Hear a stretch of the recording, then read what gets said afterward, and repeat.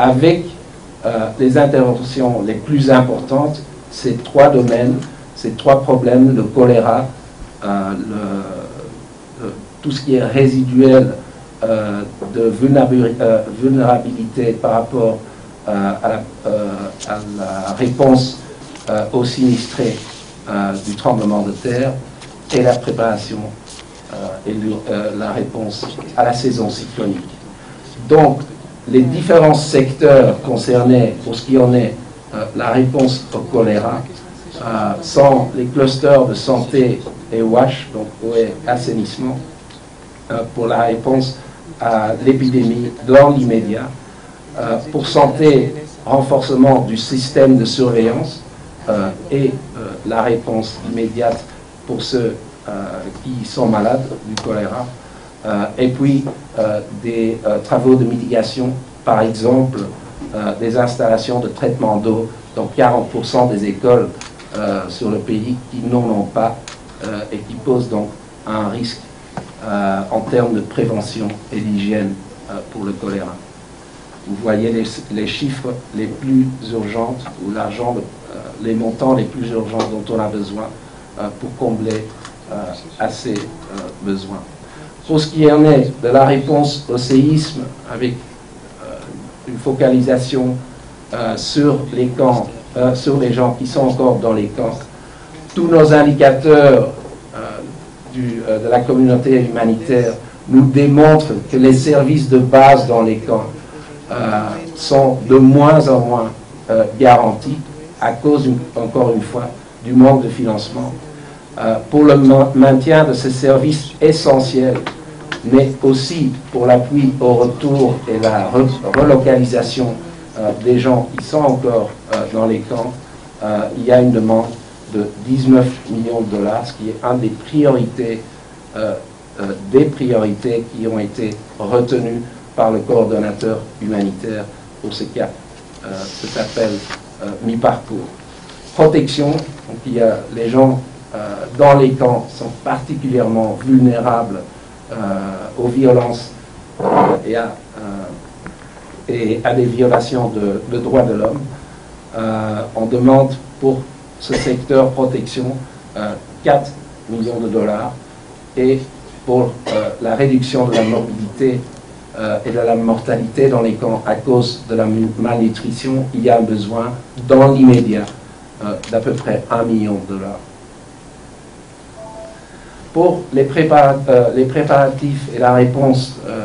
à la saison cyclonique, dans les secteurs abri et gestion des camps, des petits travaux de mitigation sont très urgents, puisque quand il y a des fortes pluies ou des cyclones, bien sûr, des gens qui vivent dans des camps de fortune ou dans des camps de déplacés sont les plus vulnérables à ce genre de désastre. Côté agriculture, il y a aussi, pour ce secteur, une demande d'un demi-million de dollars qui a été retenue pour une réponse en urgence aux groupes les plus vulnérables avant et après des catastrophes. Finalement, pour la coordination, il y a aussi une demande d'ici la fin de l'année d'1,5 million de dollars. L'incidence de la sécheresse sur la production agricole qui a affecté plusieurs de nos départements, et je pense que ça risque de créer une crise de famine dans le pays, et qu'au niveau du gouvernement, on a déjà pris des mesures drastiques pour voir comment adresser une réponse articulée à ces problèmes.